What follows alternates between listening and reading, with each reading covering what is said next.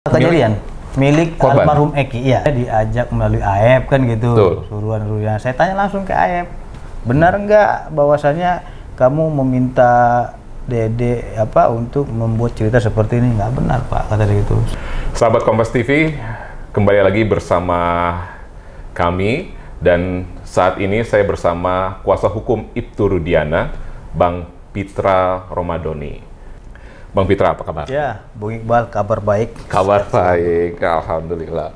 Bang Pitra, Ya. Saat ini kan memang tengah ramai tudingan-tudingan Ya, ke Ibtu Rudiana terutama mengenai kematian Vina. ya, Terutama ketika munculnya saksi Dede ya, yang menuding bahwa kesaksian yang dia berikan pada 2016 silam itu atas arahan dari Rudiana. Bagaimana menurut Bang Pitra? Yang pertama, saya di sini berbicara untuk keadilan, ya, khususnya keadilan bagi orang yang sudah meninggal dunia ataupun mati. Berjuang untuk para korban yang telah meninggalkan keluarganya, dalam hal ini almarhum Eki dan almarhum Vina. Walaupun saya bukan kuasa hukum Vina, tapi ini satu kesatuan dalam perkara ini yang tidak terlepas karena telah memakan dua korban anak jiwa yang telah meninggal dunia. Tuduhan-tuduhan yang dialamatkan kepada Ibtu Rudiana, mulai dari tuduhan yang katanya direkayasa oleh Ibtu Rudiana, mulai dari tuduhan diarahkan oleh Pak Rudiana, sampai tuduhan almarhum ini bukanlah anak kandung Ibtu Rudiana dan almarhum ini katanya masih hidup. Semua tuduhan itu saya nyatakan itu adalah tidak benar. Tuduhan itu tidak benar? Tidak benar dan kita bantah. Perlu diketahui Bung Iqbal, bahwasanya Ibtu Rudiana itu tidak pernah merekayasa kasus ini. Apalagi beliau itu dahulunya pangkatnya Aibtu. Bagaimana dia bisa mengkondisikan kasus ini dengan pangkat Aibtu, mulai dari tingkat penyidikan, penuntutan di kejaksaan sampai ke pengadilan.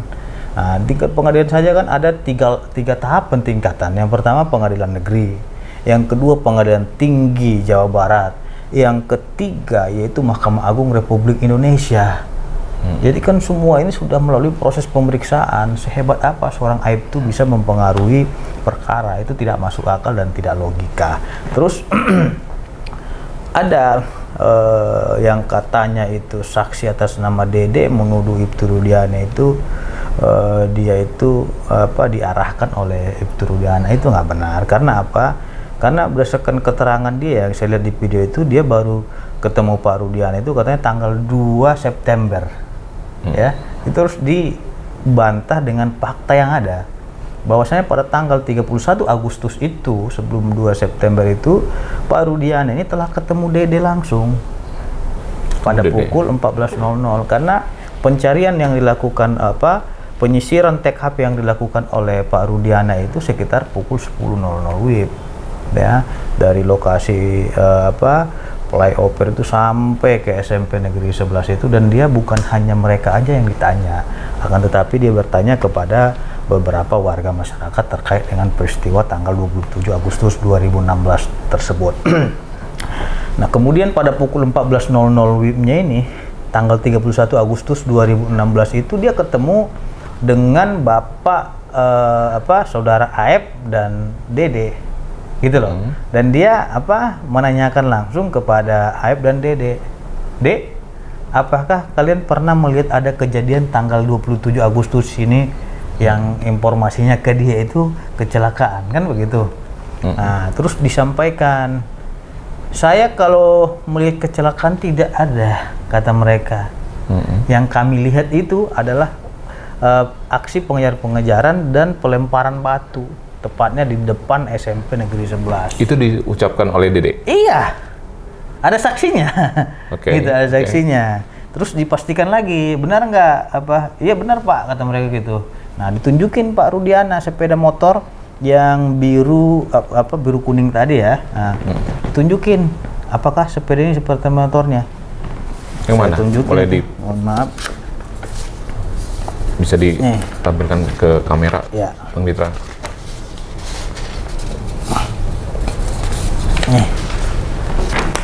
Ini setelah kejadian ini ya.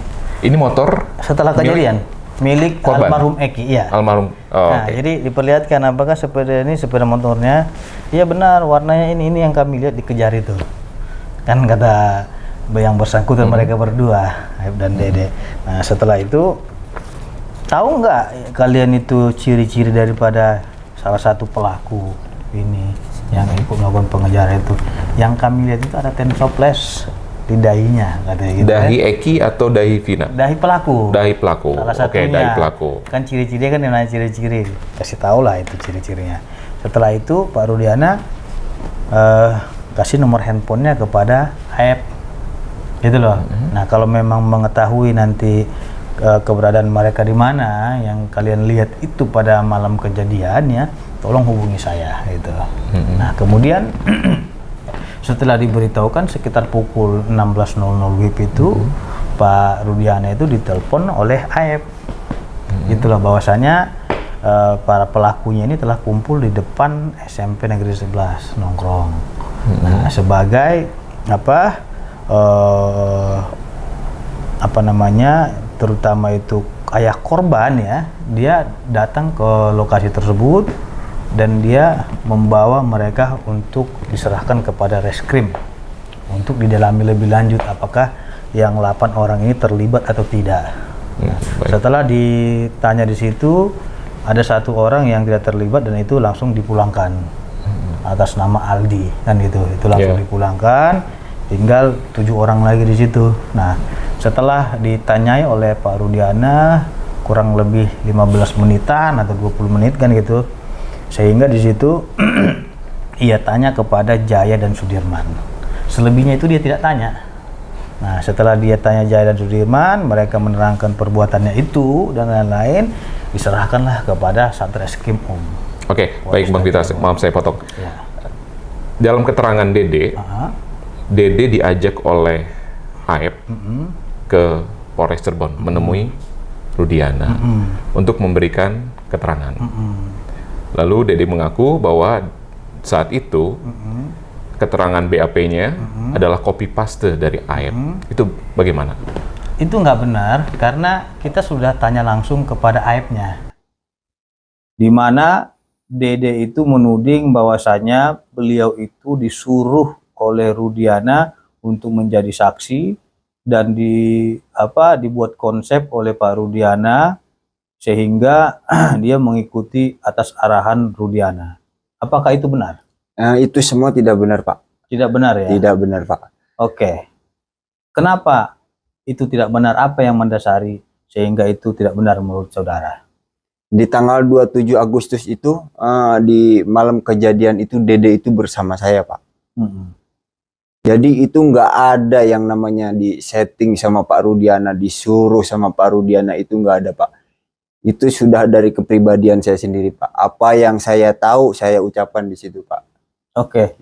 Baik. Kan gitu, karena kan kata dia, saya diajak melalui Aib kan gitu. Betul. Suruhan Rudiana. Saya tanya langsung ke Aib, benar nggak bahwasanya kamu meminta Dede untuk membuat cerita seperti ini? Nggak benar, Pak, kata dia gitu. Saya nggak pernah, karena apa yang kami lihat itu yang kami saksikan, itu yang saya terangkan juga, kata dia itu. Dan dia melihat itu juga. Artinya Dede dan Aib berada di lokasi. Berada di lokasi itu. Oke. Dan dia kan sebenarnya mengakui juga membeli rokok gitu sama-sama Aib di tanggal 31-nya. Nah, terus kata dia tidak ketemu Pak Rudiana. Dia hanya ketemu tanggal 2. Sebenarnya dia yang bohong gitu loh, bukan Rudiana yang bohong. Kalau memang dia jujur ya bilang aja saya ketemu Pak Rudiana tanggal 31 gitu. Ingat loh, saksinya itu bukan hanya Aib saja pada tanggal 31 itu. Ada teman-teman Pak Rudiana juga. Jadi itu nggak bisa dibohongi itu. Itu adalah fakta yang tidak bisa terbantahkan gitu. Nah, satu lagi yang memang menjadi sorotan publik adalah ketika Dede mengaku bahwa diarahkan oleh Ibtu Rudiana, alasannya adalah karena Aib memiliki kekesalan terhadap terpidana. Itu pengakuan Dede. Saya ingin mengkonfirmasi satu hal lagi. Dede mengaku bahwa dilarang oleh Ibtu Rudiana menjadi saksi ketika di pengadilan tahun 2016 silam. Ya. Justru karena memang itu adalah fitnah dan pencemaran nama baik, kita sudah lapor polisi. Oke. Ya, ke Polda Jawa Barat, dan saat ini sudah diproses laporan tersebut terhadap Dede. Berarti pihak dari Ibtu Nurdiana melalui Abang, apa yang dinyatakan oleh Dede merupakan fitnah? Iya, buktinya kita lapor polisi. Kalau nggak pindah kan nggak mungkin kita lapor polisi dong. Ya, sempat somasi juga. Udah somasi meminta juga, ya. Dede dan Keberatan beberapa gitu. untuk meminta maaf. Loh iya.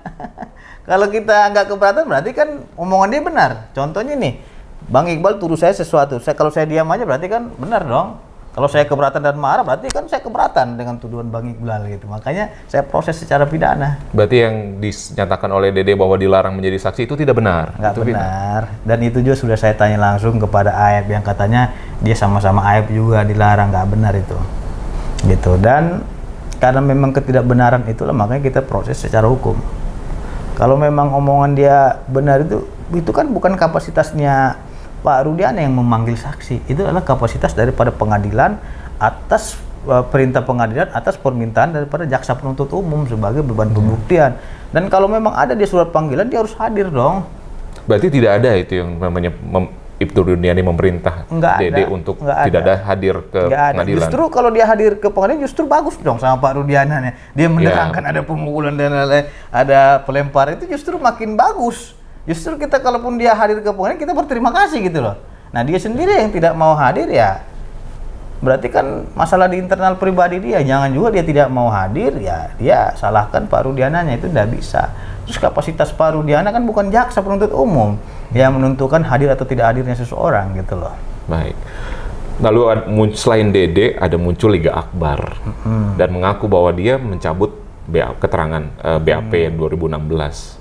Menurut dia bahwa tidak ada pelemparan yang dimaksudkan di dalam tidak ada pelemparan, tidak ada keributan di TKP. Itu gimana? Ini makin kabur nih Bang Pitra nih. Saya juga kalau misalnya dinyatakan ya. Dede atau Aib yang kata Bang Pitra tadi bilang bahwa Dede melihat sendiri bahwa terjadi ini, sedangkan Liga Akbar mengaku bahwa tidak ada dan dia mencabut BAP tersebut. Ya. Saya kira semua sah-sah aja dia ngomong ini itu. Tapi kan ada selain mereka ini ada juga saksi lainnya yang melihat pengeroyokan dan penganiayaan itu. Tapi nama saksi ini kita rahasiakan gitu loh. Nah terlepas dia bermanuver di dalam kasus ini, silakan saja. Akan tetapi tolong diingat, apabila memang kasus ini nanti sudah selesai, pasti akan mengarah kepada mereka. Bisa saja akan diterapkan pasal obstruction of justice, perintangan penyidikan. Nah ini saya peringatkan saja gitu, bukan menakut-nakuti. Karena apa? Dia telah memberikan kesaksian di muka persidangan di bawah sumpah demi Tuhannya, berdasarkan keyakinannya, dan di bawah Al-Quran. Kalau dia Islam kan gitu. Dan itu dia menerangkan dengan sebenar-benarnya. Ya kalau memang dia bilang dia tidak benar keterangannya, semestinya kalau dia memberikan keterangan nanti di persidangan itu yang bersangkutan harus ditahan dengan pasal 174. Atas perintah pengadilan dia berhak ditahan. Ya, secara logika setelah berselang 8 tahun. Ya. Baru tahun ini ketika kasus Vina ramai saksi yang telah memberikan kesaksian 2016 mencabut. Ini gimana nih? Secara logika bukan memang tidak rame-rame ya. Gimana? Paling saya lihat itu paling cuma yang mencabut itu ya. Kalau mencabut itu nggak ada yang mencabut saya lihat. Liga Akbar mengaku mencabut. Putusan itu nggak bisa dicabut. Keterangan yang sudah tertuang dalam putusannya nggak bisa dicabut. Itu sudah menjadi notoire feiten dalam hukum, artinya sudah menjadi produk hukum dan sudah diketahui masyarakat. Keterangan dia ini kan sudah dipublikasikan. Putusan tidak bisa dicabut. Itu kesalahan yang keliru yang dibilang bisa dicabut putusan. Akan tetapi putusan itu bisa dibatalkan melalui putusan PK, peninjauan kembali. Karena apa? Walaupun 1000 saksi yang menerangkan, tapi beban pembuktian saksi itu nilainya hanya 1. Dan saksi di dalam kasus ini bukan hanya Liga Akbar atau Dede saja. Baik. Ada 26 orang saksi yang menerangkan dalam kasus ini dan sudah diperiksa oleh pengadilan, yang sudah diperiksa oleh kepolisian dan sudah diteliti oleh kejaksaan. Artinya kalau dia menerangkan seperti ini kan nggak bisa disamakan dengan saksi-saksi lainnya. Apakah dia menyebut keterangan saya dulu itu keliru, bisa merontokkan 25 saksinya? Kan tidak. Karena saksi-saksi ini berdiri sendiri dia. Gitu loh. Dan dia bilang ini dia harus menyuruh orang lain semua 26 itu mengikuti dia. Kan tidak bisa juga. Makanya nilai pembuktian di dalam kesaksian itu hanya satu nilainya. Walaupun 1.000 orang, 1 juta orang, tetap penilaiannya satu. Karena alat bukti di dalam pasal 184 itu adalah 5. Yang pertama keterangan saksi nilainya 1. Yang kedua bukti surat seperti visum, autopsi dan lain-lain. Yang ketiga keterangan ahli pidana, ahli forensik dan lain-lain. Yang keempat itu keterangan terdakwa, ya para terpidana ini. Yang kelima itu petunjuk. Hakim berdasarkan fakta-fakta persidangan yang telah terungkap di dalam persidangan dan berdasarkan fakta yuridis adanya persesuaian antara keterangan saksi, petunjuk, surat dan keterangan ahli dan keterangan terdakwa.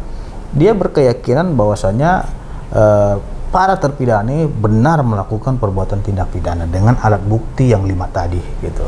Baik. Kita beralih kepada keterangan Pak Rudiana yang ketika kesaksian Dede muncul ke publik, lalu Pak Rudiana pun muncul ke publik saat itu konferensi pers di Cirebon beberapa waktu yang lalu. Pak Rudiana sempat bilang bahwa dia siap sumpah pocong atau sumpah apapun bahwa dia tidak terbukti merekayasa kematian itu Vina. Keliru. Jadi begini. Apa yang keliru, Bang Fitra? Itu kan kalau memang Bung Iqbal amati di dalam konferensi pers dengan HP tersebut itu kan ditanya, apakah benar anakmu yang meninggal itu? Gitu loh kan gitu. Apakah benar Bang kata dia, apakah si Eki sudah meninggal dan tidak masih hidup? Kalau itu tidak anak saya berani sumpah pocong bahwa saya benar itu anak saya. Gitu menyangkut anak. Terus yang kedua, dan saya 7 turunan semuanya apa katanya hancur semua anak saya. Gitu, betul. Saya. Itu terkait pertanyaan daripada saudara HP kepada Pak Rudiana yang adanya isu daripada beberapa netizen yang mengatakan itu bukan anaknya ataupun anak kandungnya. Berarti bukan pertanyaan mengenai apakah Pak Rudiana itu siap sumpah pocong untuk tidak berbohong merekayasa kasus Vina?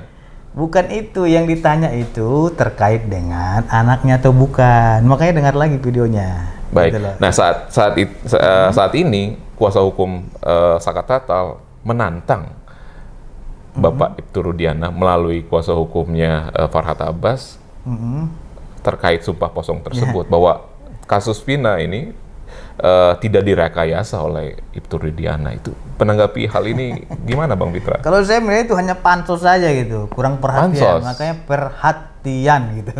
Dan saya sudah jawab itu kemarin di acara Rakyat Bersuara ya, bahwasanya mereka ini terlalu percaya kepada pocong gitu. Makanya saya bilang ini musyrik, saya bilang gitu kan. Berarti sumpah terkait rekayasa yang disampaikan oleh Ibtu Rudiana itu Mas, tidak? Kalau bersumpah, dia itu sudah bersumpah di muka persidangan di bawah Al-Quran. Itu sudah bersumpah. Jadi apalagi yang mau disumpahin dia gitu loh. Jangan dia juga buat-buat yang aneh-aneh gitu. Ini kan yang buat aneh-aneh ya, dimana katanya itu apa sumpah pocong. Sumpah pocong itu nggak ada dalam aturan KUHP kita. Yang ada itu sumpah demi Allah, demi Tuhan berdasarkan keyakinannya masing-masing dan di bawah Al-Quran. Dan gitu. Dan dia kan udah menyatakan di pada waktu konferensi itu, saya bersumpah demi Tuhan, demi Allah, kata dia gitu. Itu sudah sah secara hukum dia bersumpah kepada Tuhannya ataupun kepada berdasarkan keyakinannya. Tidak merekayasa kasus. Kan sudah dibilang Ustadz Khalid Basalamah yang mengatakan itu sumpah pocong itu adalah orang-orang yang musyrik. Artinya Bang Fitra tidak menanggapi apa yang tantangan yang dimaksud oleh kuasa hukum Saka Tatal tersebut. Berarti kita itu tidak hanya mau memperkeruh suasana karena itu menurut kita adalah pansos. Manjat sosial aja gitu loh. Kalau memang dia mau bebaskan kliennya silahkan aja dia PK gitu. Jangan juga dia menambah cerita. Ini kan ceritanya ini seolah-olah Pak Rudiana bilang itu terkait dengan bukan anaknya itu gitu loh. Jadi mereka tambah-tambah yang lain. Beliau itu menyatakan itu adalah anak kandung saya dan dia sudah meninggal dunia. Berarti bukan soal rekayasa yang dimaksud itu. Iya, makanya lihat videonya. Jadi mereka salah penafsiran gitu loh. Jadi di dalam kata-kata dia itu juga saya udah pelajari videonya itu, dia menyangkut terkait dengan pertanyaan HP tadi terkait dengan anaknya gitu loh. Baik. Benar nggak itu anak bapak? Jangan-jangan bukan anak bapak lagi atau masih hidup gitu. Oke. Berarti Bang Pitra sama sekali tidak menanggapi bahwa tantangan ini ya itu pansos lah karena, ya. Iya, gitu. karena itu nggak perlu ditanggapi dan satu lagi nggak diatur di KUHP juga. Saya ini kan orang hukum, Mas. Baik. Masa saya harus percaya kepada dukun dan goib-goib gitu loh. Baik. Saya berbicara sesuai dengan ketentuan hukum dan produk hukum gitu loh. Ketika nanti Pak Rudiana contohnya nanti dalam perkara baru ataupun tersangka baru ini dimunculkan, ya tentunya kan otomatis dia disumpah juga Baik. di pengadilan dan di bawah Al-Quran gitu loh. Baik. Seperti itu. Bang, kita agak sedikit bergeser mengenai 3 DPO. Ibtu Rudiana kan berperan sangat penting dalam kasus ini karena dia yang melaporkan. Ada 3 DPO yang dinyatakan, 1 Peggy Setiawan, 2-nya Dani dan Andi, dan sempat dikatakan fiktif. Bukan Peggy Setiawan, Mang. Peggy alias Perong. Peggy alias Perong. Gitu. Peggy alias Perong yang dikatakan DPO. Ya. Lalu kita bisa katakan apakah itu salah tangkap yang terkait Peggy Setiawan, tapi dinyatakan bebas. Lalu 2 DPO, Dani dan Andi. Iya. Bagaimana Bang Pitra ini mungkin dari pihak Ibtu Rudiana yang menilai bahwa apakah benar 2 DPO ini fiktif? Yang pertama, saya kira sudah dijawab oleh Divisi Humas Mabes Polri melalui Pak Sandi. Dia menyampaikan bahwasanya tidak ada yang fiktif dalam kasus tersebut. Tidak ada yang fiktif. Akan tetapi terkait dengan 2 DPO lainnya itu masih dalam pengumpulan alat bukti. Artinya penyidik dalam hal menetapkan seseorang tersangka itu untuk melakukan upaya paksa itu haruslah disertai dengan bukti yang kuat dan cukup. Baik. Nah, kalau cuma hanya keterangan terpidana saja kan itu nggak bisa jadikan patokan juga gitu loh. Nah, terpidana menyatakan itu yang 3 orang ini adalah pelaku juga yang terlibat dalam kasus ini. Nah, selain keterangan terpidana, saya kira penyidik ingin mendalami lagi bukti-bukti lainnya terkait dengan 3 DPO ini gitu loh.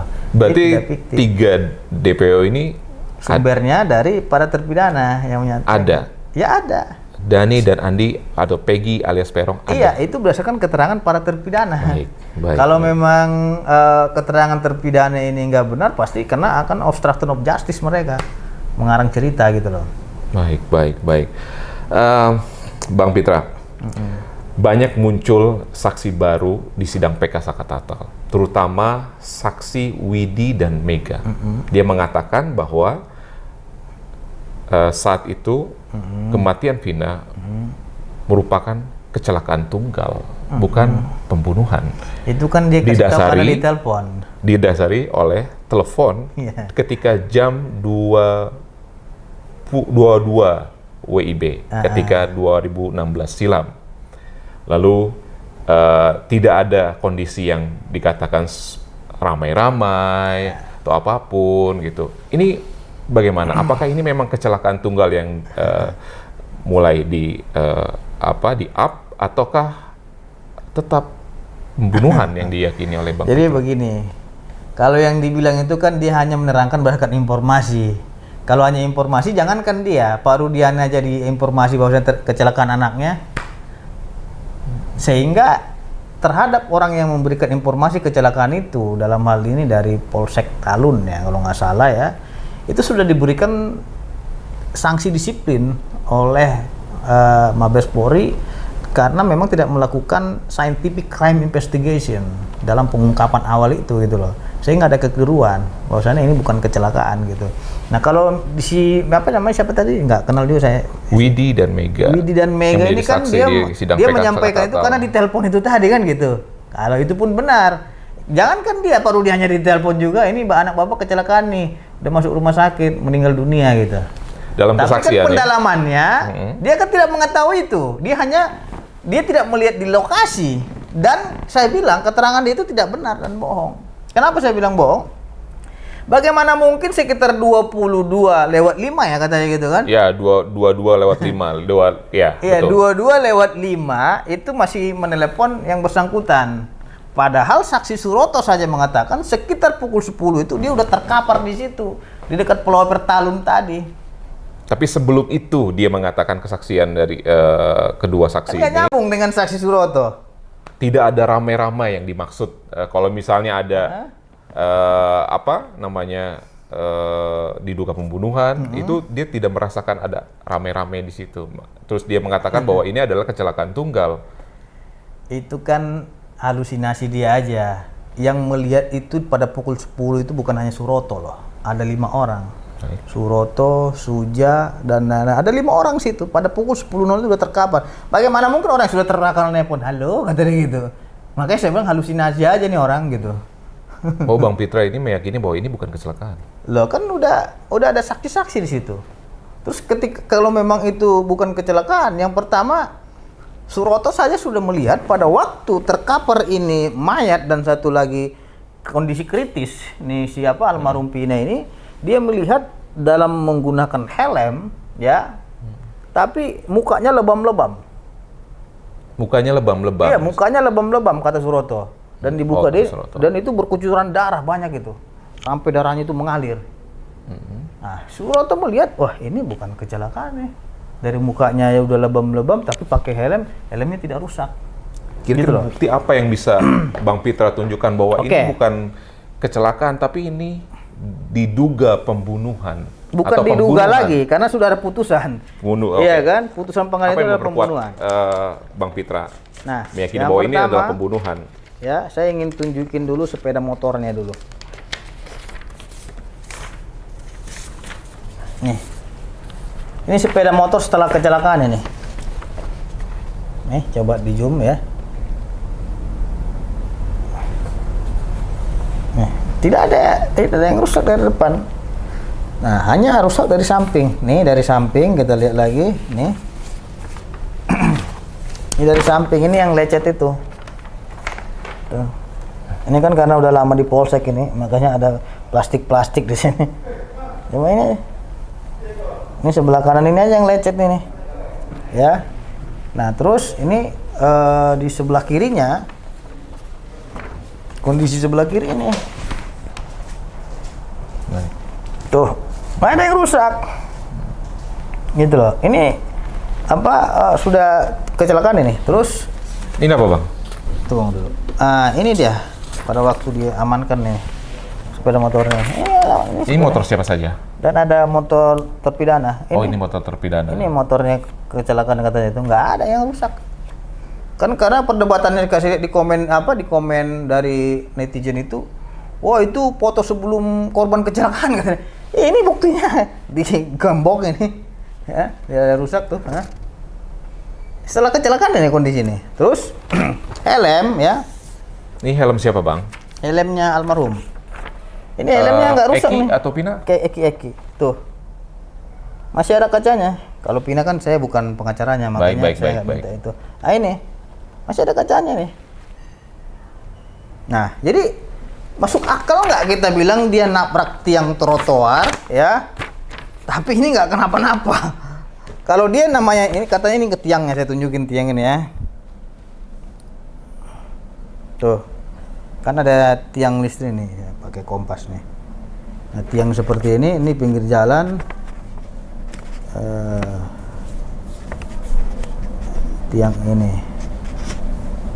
Tiang ini yang ditabrak. Ya. Tuh gitu. Oke. Ya. Dan tiangnya juga nggak kenapa-napa. Katanya nabrak tiang gitu. Harusnya tiang itu yuk, kalaupun oke lah nggak kenapa-napa. Ada bekas lecet motor atau warna motor itu gitu loh. Menjadi petunjuk bahwasanya ada goresan di tiang itu. Nggak ada. Kan kata mereka kan dia nabrak tiang. Makanya tangannya hancur, mukanya dan lain-lain. Kalau muka orang itu sudah hancur ya, tangannya juga patah sampai ke bawah, tengkoraknya juga tengkoraknya patah, rahangnya patah. Berarti kan itu tubrukan itu sudah sangat kencang sekali. Kita pakai logika aja nalar. Kalau kondisi seperti ini tidak mungkin separah itu kecelakaannya. Kalau hanya lecet aja paling cuma kaki dia aja lecet. Kalau cuma melihat dari lecet sebelah kiri itu aja. Dan cuma sebelah kiri, kanan nggak ada yang rusak loh.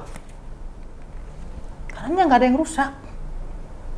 Makanya saya tantang, coba buktikan itu kecelakaan. Saya kasih 12 juta saya bilang. Sampai sekarang nggak ada yang bisa buktikan.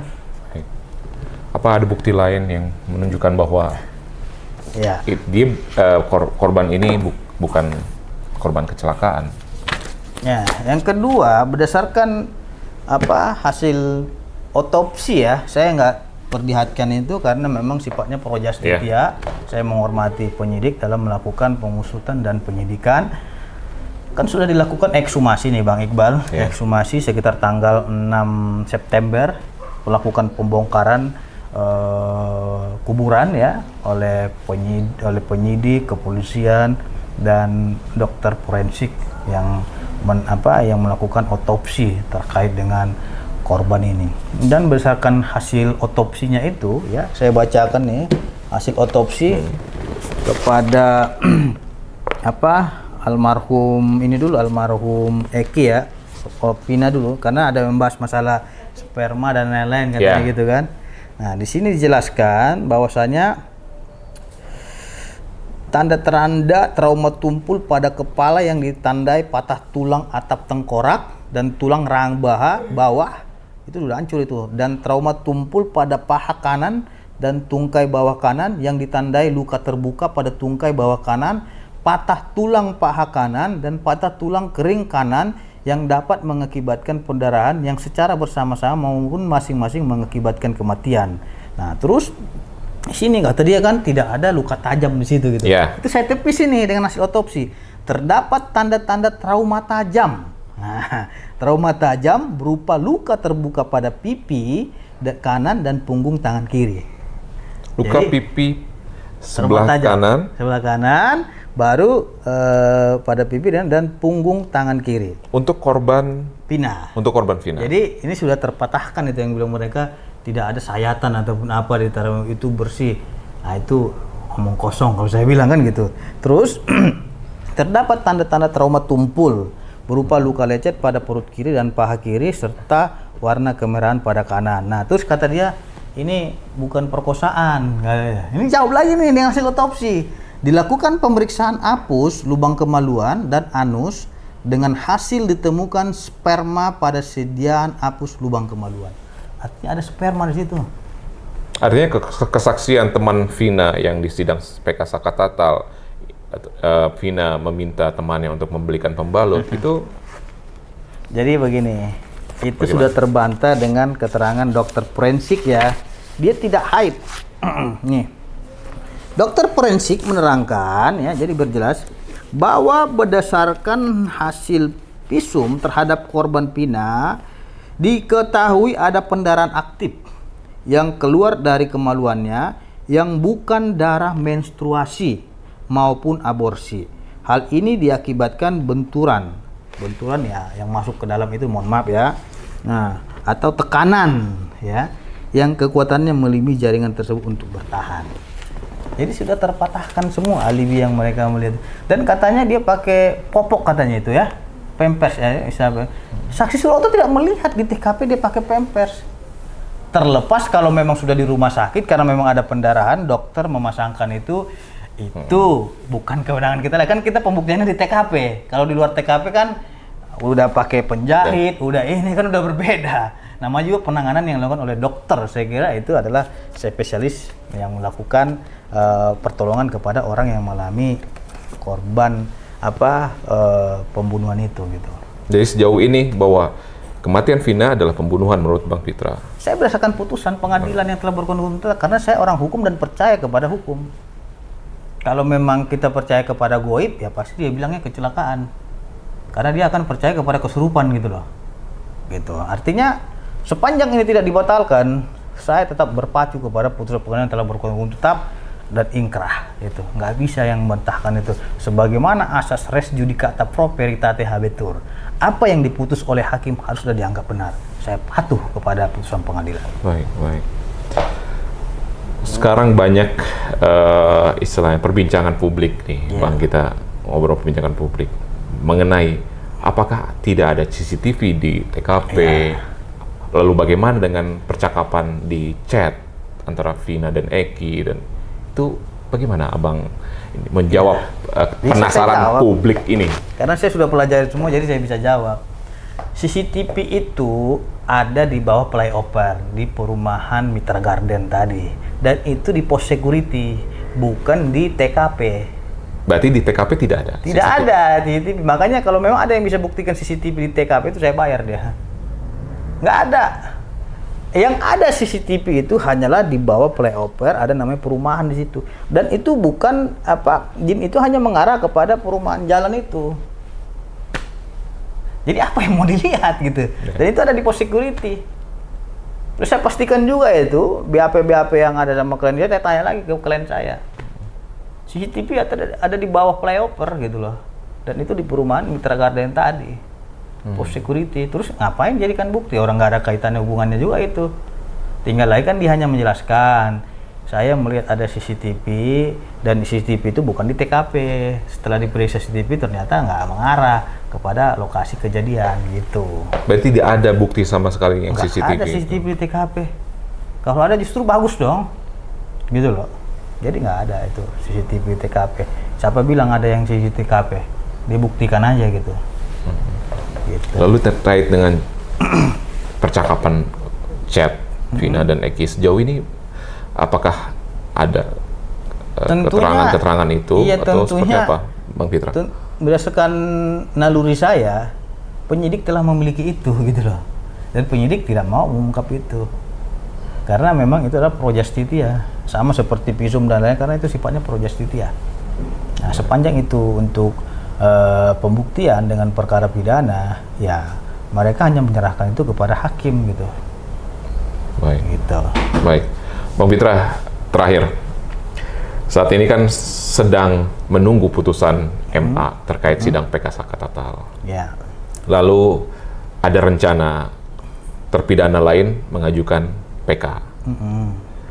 Apa yang Bang Pitra siapkan terkait hal tersebut, terutama di pihak Ibtu Rudiana? Kalau kita sih nggak ada yang kita siapkan, justru kita mengapresiasi, menghormati upaya hukum yang mereka lakukan. Karena kan sebagai pengacara yang profesional dan pengacara yang sportif ya, saya hargai upaya hukum yang dilakukan oleh teman-teman tadi.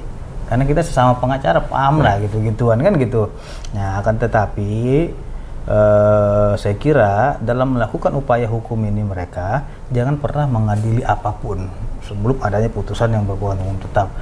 Upaya hukum apa yang saat ini Bang Pitra sedang proses terkait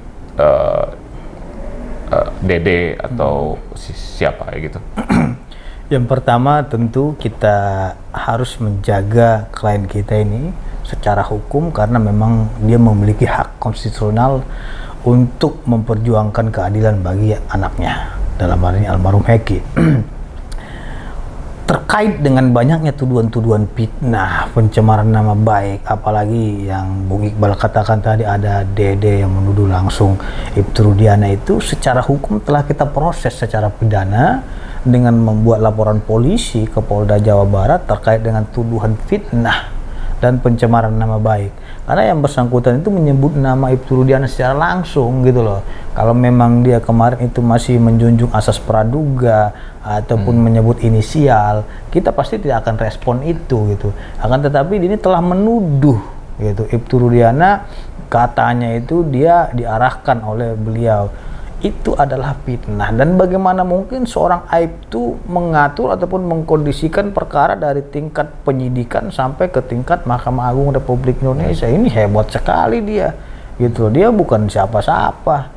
Dari segi kepangkatan aja kan di Polda aja bintang 2.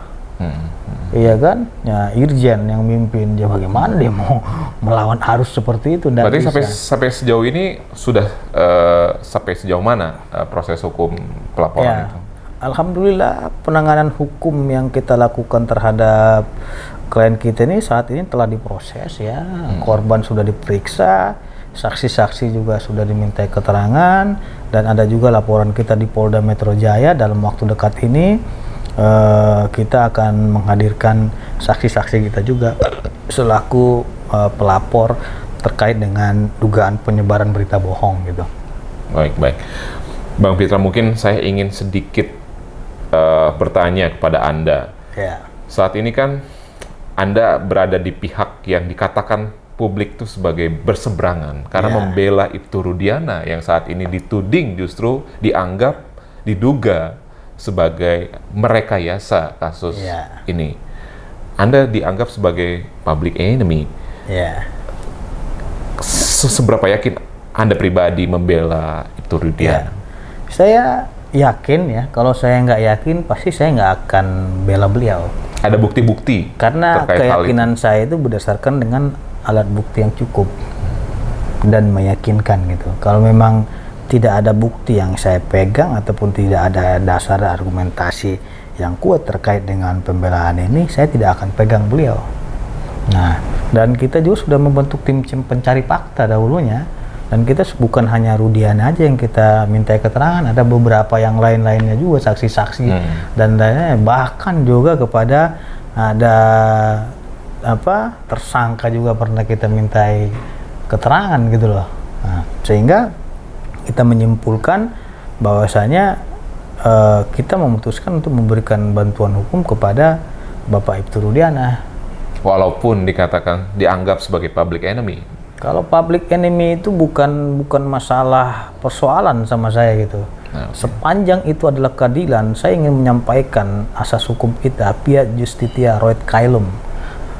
Tegakkan keadilan walaupun langit akan runtuh, gitu loh. Jadi walaupun langit ini hendak runtuh, saya akan tetap tegakkan keadilan. Jadi saya tidak akan terkecoh dengan enemy-enemy yang lainnya itu. Saya tidak akan terkecoh dengan hujat-hujatan. Sepanjang saya memiliki keyakinan, saya akan tetap berpegang teguh pada keyakinan saya. Karena seorang pengacara itu dikatakan pengacara yang memang benar-benar pejuang adalah pengacara yang tetap menggunakan insting dan nalurinya. Baik, Bung Pitra, terima kasih. Terima kasih telah bersama Kompas TV. Sampai jumpa di wawancara berikutnya.